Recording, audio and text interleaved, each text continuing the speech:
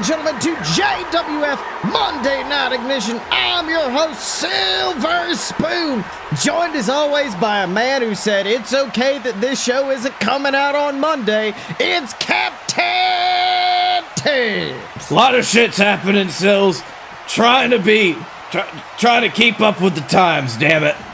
That is right, and we are on our way to what is arguably my favorite pay-per-view of the year, the Regal Rumble, which of course is headlined by the Regal Rumble match. 30 men enter the ring, but only one leaves with a shot at the JWF Championship in the main event of WrestlePalooza.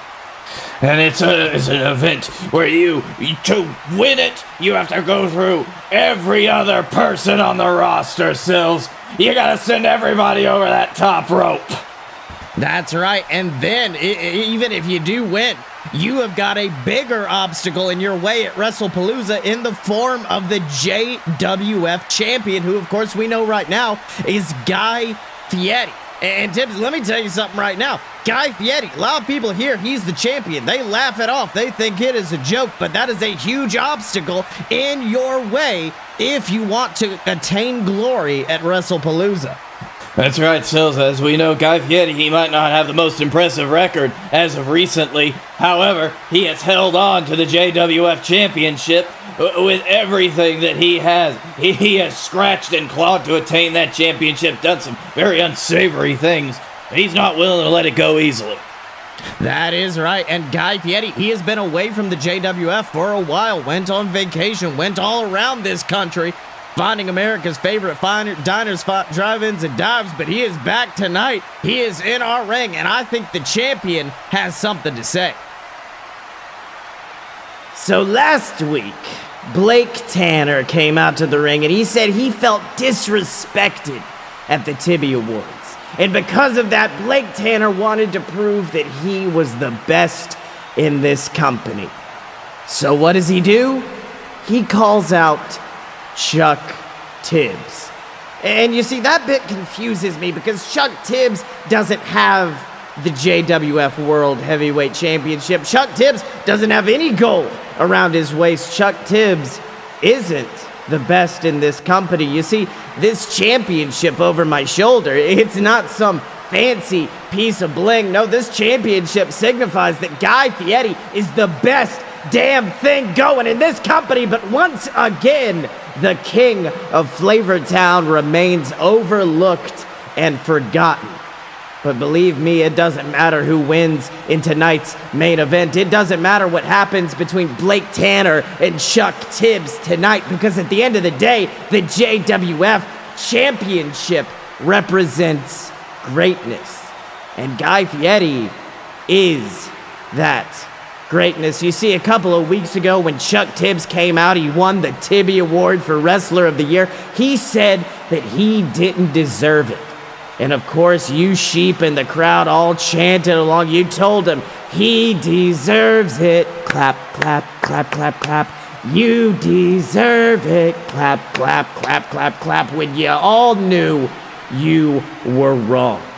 That trophy, that Tibby Award, that belonged to me in a year where I pinned a man that was arguably the greatest of all time, Momoa Curry. A year where I went toe-to-toe with the best this company has to offer. A year where Guy Fieri finally climbed to the top of the mountain and stuck his boot heels in the dirt.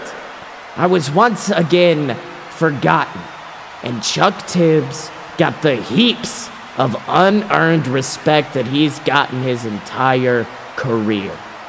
Well, at the Regal Rumble, Chuck gets one last moment in the sun. He gets one last opportunity at the JWF Championship, and when he loses, you all are going to have to admit to yourselves something that Guy Fieri has known since the start of his career, that this title belongs to me because I deserve it.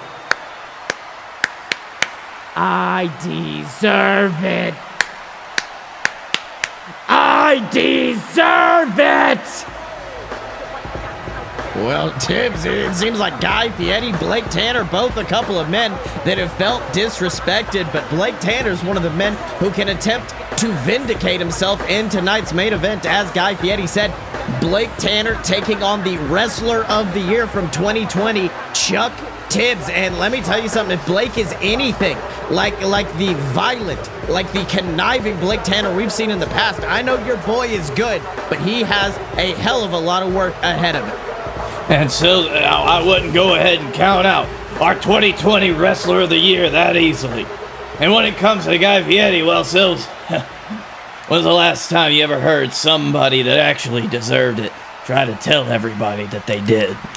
That is a point. I mean, last time we saw Guy Fieri was back at Scottye Mania, taking on the beast, the monster known as the Chonk to our friends in JXT, but Big Cyrus Crane since he debuted, a man that Scotty Moore brought into this company. And of course, at the very same pay-per-view, Scotty held a battle royal to determine who would face him at the Regal Rumble. And of course, we all thought this was ego-driven. This was all about Scotty Moore getting his moment in the limelight, but shocking the world was the return of Funky Flossie, a man who Scotty Moore has systematically disrespected and destroyed throughout these months. Funky Flossie came back, he won that match, and now he's got a chance to go up against a former JWF champion at the Regal Rumble. And Tibbs, I think if anyone's been prepared for it, it's Funky Flossie.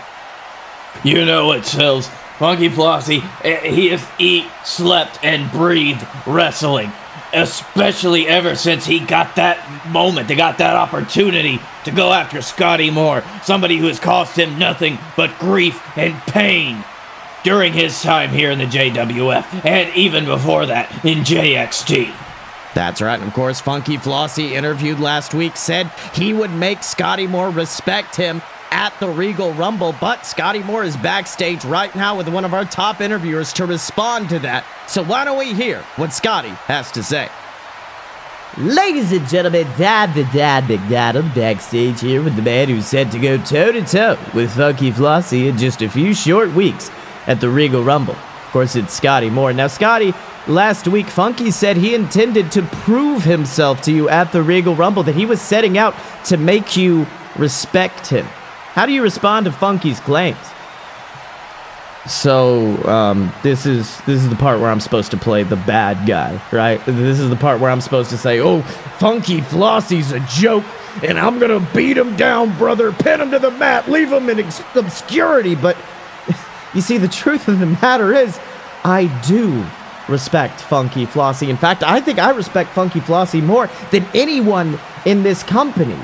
Well, at least I respected who Funky Flossie was. You see, I respected a man that came down to the ring every week in JXT, and whether he won, whether he lost, it didn't matter. He would pick himself up and keep fighting week after week after week, and that was something that I respected. I respected it so much that when Captain Tibbs asked me who he needed to call up from JXT, it wasn't Robert Hill that I was talking about. It wasn't Houston Longhorn. No, Funky Flossie was one of the first names on my list. And what happened? What happened, McDonald, when he got called up? You know, I know you saw it. He lost. Again, and again, and again, and again, and again, to a point where I genuinely thought this man took his ball and went home because we stopped seeing Funky Flossie on television. He was a failure, and he knew it. Look, maybe it's my fault, okay? Maybe it's my fault thinking that Funky was on the same level of the JWF superstars. I mean, when Blake Tanner and myself got called up from JXT, we won the JWF Tag Team Championships in just a few short weeks. When the Dylan was called up, he became the world's champion in less than a year. And I mistakenly thought that Funky Flossie was made of the same stuff we were. So, Funky, I know you're watching, and I gotta say, I'm sorry for that. I'm sorry for thinking that you were better than you were.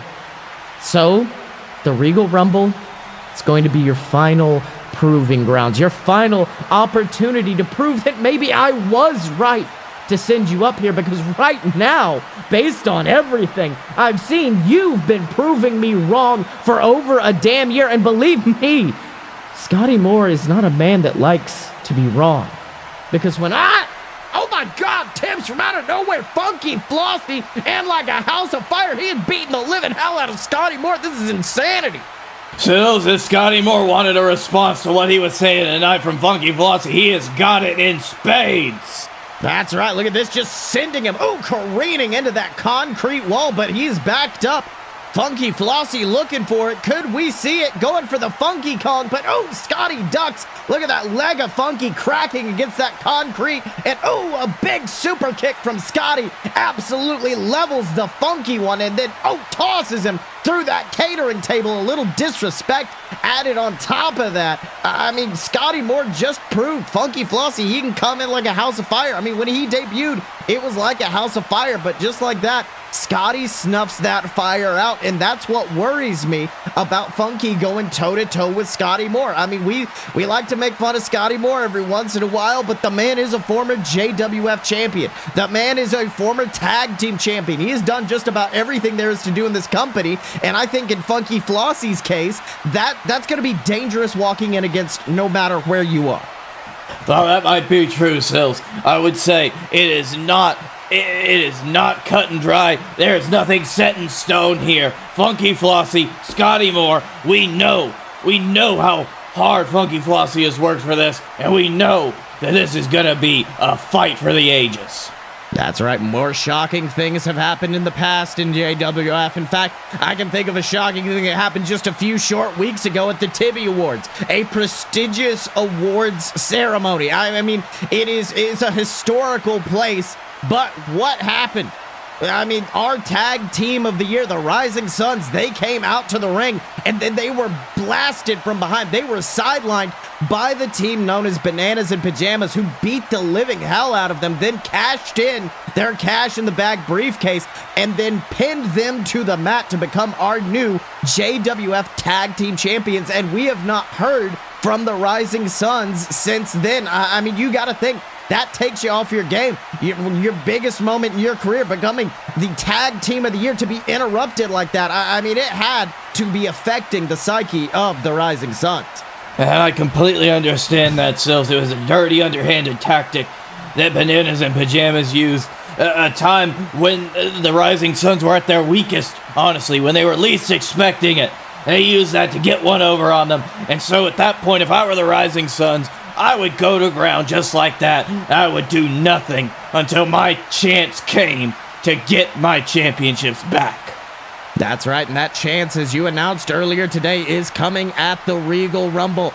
The Rising Suns versus Bananas in Pajamas. It is going to be an absolute barn burner of a match when those two collide. But for right now, we're going to get a little preview of that because the Hammerman is in our ring, finally returning, and he is set to take on one half of our tag team champions, Johnny Bananas. And you know that Hammerman's been waiting to get his hands on the Banana Man.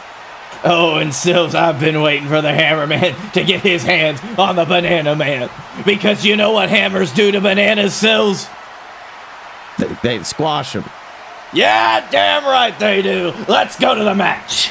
That's right. Oh, wait a minute. I'm being told there's an altercation going on backstage. Let's pull it up on our Tron. And oh my God, Tibbs, look at this. That is Joey Pajamas, the tag team partner of Johnny Bananas, and he is beating the living hell out of FOMO-san, Hammerman's best friend, his known associate and one half of the Rising Suns. Joey Pajamas is absolutely destroying him backstage. Tibbs, we got to get some security back there. Damn it. This is what I was worried about, Sills. These two have gotten a little bit of gold, and they're going to do anything that it takes to hold on to it. They don't care about wrestling. All they care about is the championships. That's right. Now look at this, picking up FOMO-san and power bombing him into that garbage cannon. Oh no, Tibbs, what is Joey Pajamas thinking? He has got him in that garbage cannon. Oh my God, just tosses him off the side of that loading dock. What the hell is Joey Pajamas thinking? That's not trying to retain a championship. That's trying to end a man's career right there. I mean, where's this new aggressive attitude of these boys coming from? I don't know, Sills, but let me tell you what, that just shows what level of depravity Bananas in Pajamas are willing to stoop to just to retain these championships. They could have killed Fomo-san. That's right. Now let's go back to the ring, and unfortunately, the show must go on. The bell ringing, but oh, look at that.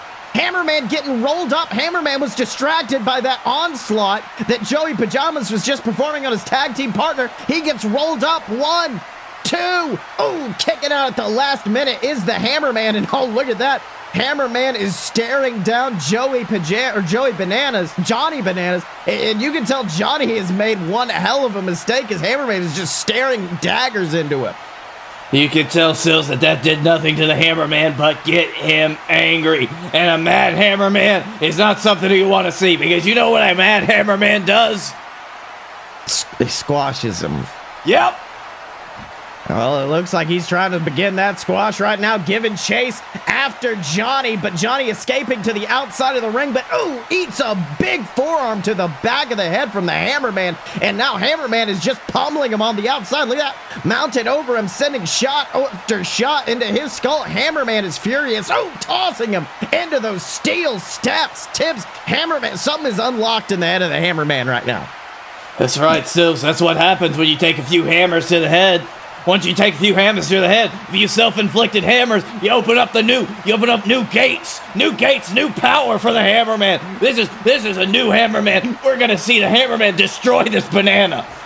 That is right, and now look at this, whips him into the barricade, and he is backed up. It looks like Hammerman's looking for it. The hammer boot, but Johnny ducking out of the way. Hammerman's leg getting caught up on that barricade, and gets tossed over the side. Hammerman getting tossed over onto the solid concrete.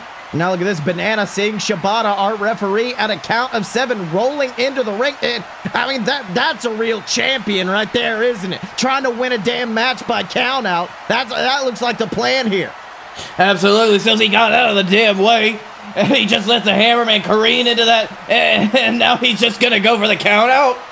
That's right, but wait a minute. Shibata at a count of 8, but the Hammerman is stirring. Hammerman's on the outside. He's got the hands on the barricade. At a count of 9 now, Hammerman trying to get back to the ring, but wait, Tibbs, what the hell? Hammerman just got, I don't know if he got pulled, I don't know if he fell, but Hammerman's back over the barricade. Damn it, Shibata counts 10, the match is over. Hammerman got counted out, but what the hell's happening behind that barricade? I don't know, Sills, we need to get a camera over there right now. Oh no, it's Joey Pajamas. Joey Pajamas was back there, grabbed Hammerman by the leg, pulled him back down, and now he's beating the hell out of the Hammerman, and here comes Johnny to join him. Bananas and Pajamas have decimated the former tag team champions. The 2020 Tag Team of the Year are getting destroyed right now by Bananas and Pajamas. This is ludicrous. Those rat-faced bastards. How can they do this to the Hammerman and Fomo-san? How can they do this to one of the greatest tag teams we've had in JWF? And that's saying a lot. That's right. I mean, one of the most famous samurai of all time said, the moment my battle begins isn't when the bell rings, it's when I find out the battle is happening. And that looks like the way Bananas and Pajamas are playing this. I wouldn't doubt if they tried to beat the hell out of these two men all the way to the Regal Rumble. That way it's easy pickings when they step in the ring. Of course, Sills. I could have said it better myself. Who said that? Miyamoto Musashi is his name. Sounds like I would have gotten along well with him, Sills. That is right. When I think Bananas and Pajamas, I think famed samurai. But one man who certainly doesn't think like a samurai, instead he thinks like a damn tractor just running over his opponents, is the man known as Robert Hill. A man who absolutely decimated every opponent he has stepped in the ring with. A man who has never been pinned or submitted, who last week destroyed Hollywood Hulcher and won the second win. The opportunity to enter the Regal Rumble twice, and let me tell you something, a lot of people say that's not a big deal, but in Robert Hill's case, I think he could put the best use out of it before anybody. I think that's right, Sills. I mean, just look at Robert Hill. It's already going to take a team effort, a massive effort, for somebody incredibly strong to get him over that top rope in the first place. And now you're telling everybody else in the Regal Rumble they're going to have to do it twice? That is right, but Robert Hill is backstage right now with one of our top interviewers to respond to winning the second wind and what he intends to do at the Regal Rumble. Let's have a listen. Hello everybody, Honey Pot McDon't Poke the Bear here with the man who is now in possession of the second wind and can now enter the Regal Rumble twice this year, Robert Hill. Now Robert, what strategy do you have when it comes to using the second wind? Strategy? Robert Hill is a man that don't need no strategy.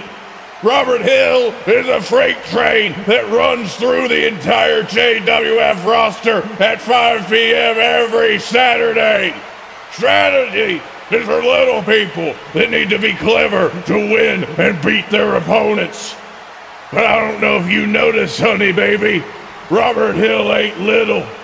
Robert Hill is a force of destruction that this company hasn't seen in years. I'll be honest. This is about the first year that the winner of the second win doesn't even need the damn thing. In fact, the only reason I won it is because Hollywood Hulcher, that dumb little curly-haired bitch, decided to challenge me, and all I did was what Robert Hill always does. Win! So yeah, I'm coming to the Regal Rumble, and I can enter it twice. But believe me, I ain't gonna need it. Because I'm gonna take those 28 other men and throw them over the top rope. Hell, I might even throw them right all the way out there in the stands. I might hit Captain Tibbs at the desk over there. Because there ain't no man, champion, or even God that can stand between me and victory. Hey, Guy Fieri, why don't you get that title all nice and shined up for me? Because at WrestlePalooza, it's gonna belong to me. Well, he seems like a nice man who we shouldn't say any negative words about, Tibbs. He certainly seems confident and poised heading into this match. He's an intelligent speaker who's definitely not terrifying. And still, I will say that I was not the one who said he thinks as much as a tractor. That is right, Tibbs. But now, why don't we move on to our main event, a match who I know you've got some personal stakes in, as you always do, as your son, Chuck Tibbs, 2020's Wrestler of the Year, takes on Blake Tanner, our current BS champion. And let me tell you something, if Chuck can manage to get a victory out tonight, that may put him in contention for a captain's title match. Of course, Sills. Having Chuck get another win, that not only is that going to bring him up in the power rankings enough, but honestly, having beaten the Captain's Champion once, Chuck Tibbs, Wrestler of the Year 2020, he can do it again. That is right. Now look at this bell going ding, and both men locking up in the center of the ring, both jockeying for position, but Blake Tanner just getting shoved away by Chuck Tibbs. I mean, showing some strength tonight is Chuck, but Blake Tanner locking up one more time, but Chuck reverses into a big DDT, dropping Blake straight down onto his skull. Blake Tanner being forced to roll out of the ring. Now, Tibbs, this is what I wanted to bring up when it comes to this match. First time that Chuck Tibbs ever had a singles match in this company was also Blake Tanner's first singles defense of the JWF World Heavyweight Championship. And back then, Chuck was known as Canada Charlie. He was what we call in the business as a ham and egger. He was just here to come in, eat a pin, and leave.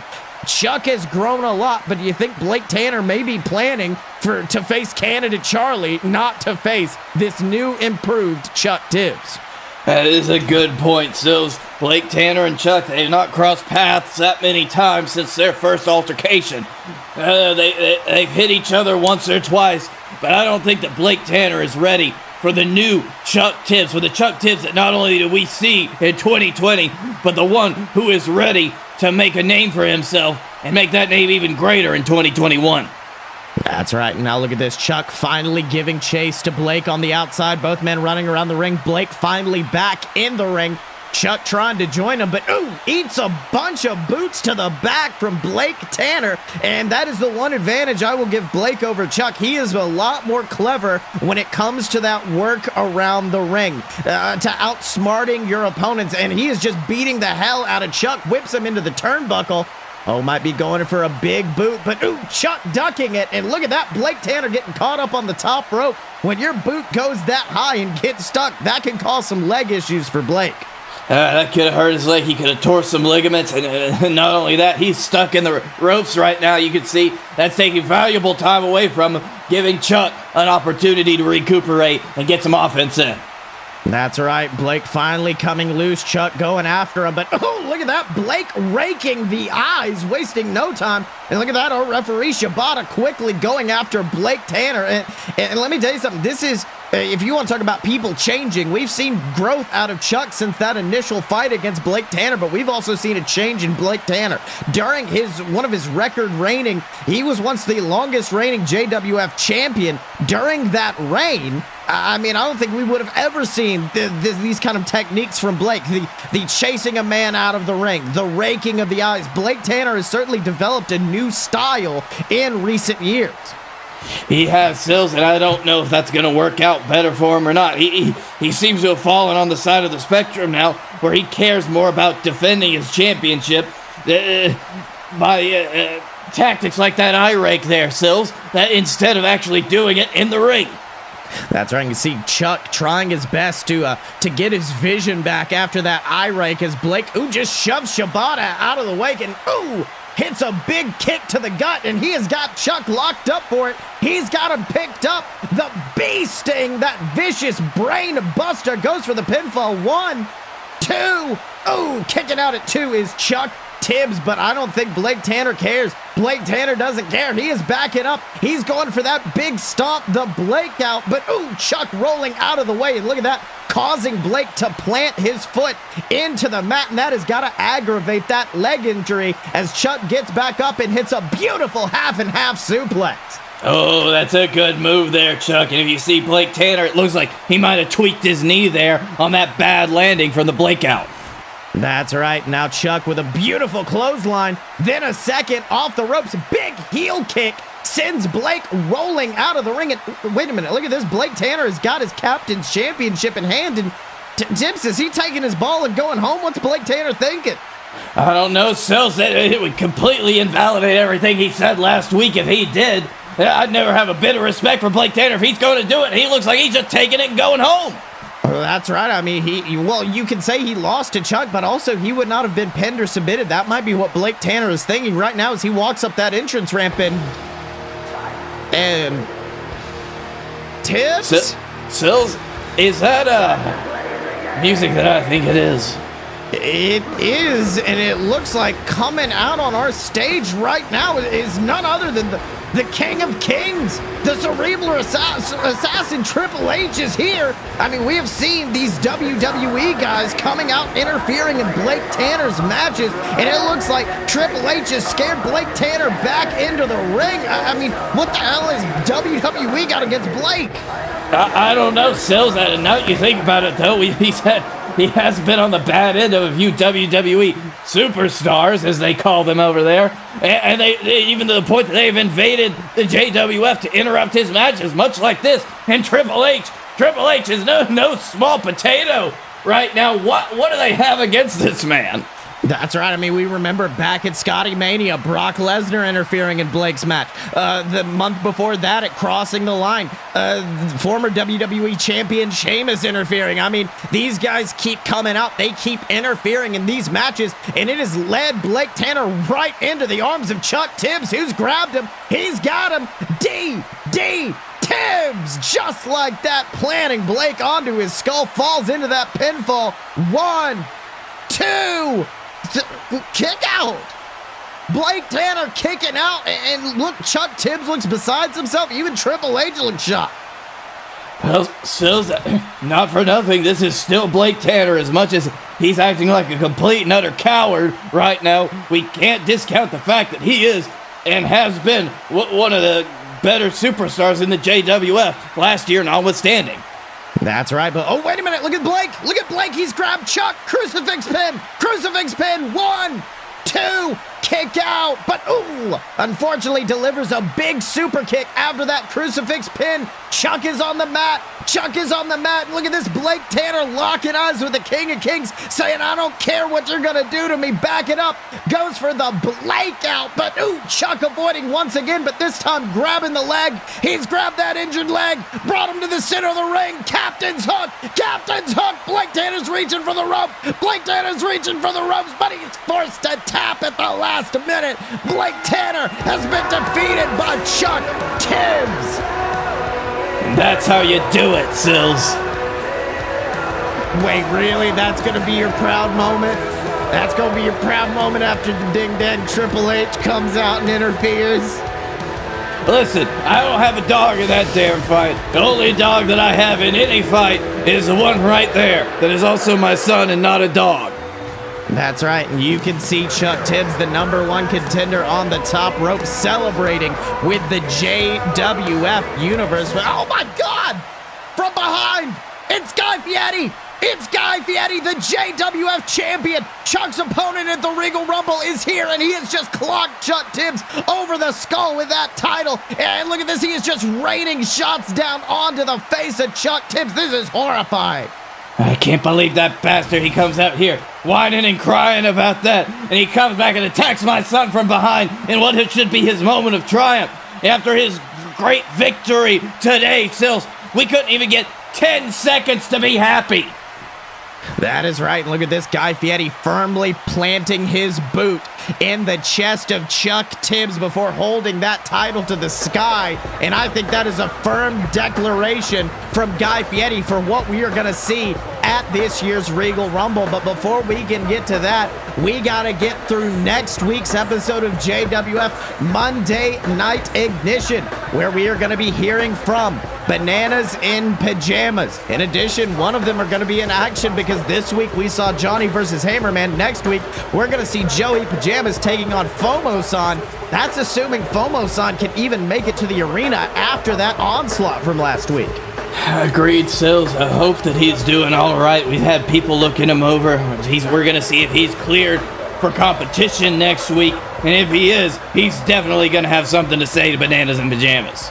That's right, and in addition to that, I'm going to be having a sit-down interview with the #1 contender to the JWF Championship, Chuck Tibbs. I mean, we know Chuck had a complicated year back in 2020. I mean, hell, we all did. But Chuck says he wants to review that year, talk about his wins, but also talk about his losses ahead of his big match. And Tibbs, let me tell you something. I got a feeling that interview is going to be can't miss. 100% Sills. I can't wait for it. I can't wait to hear from Charlie, hear what he's thinking. Old Chucky boy, my son. Sometimes I call him both names. I'm excited.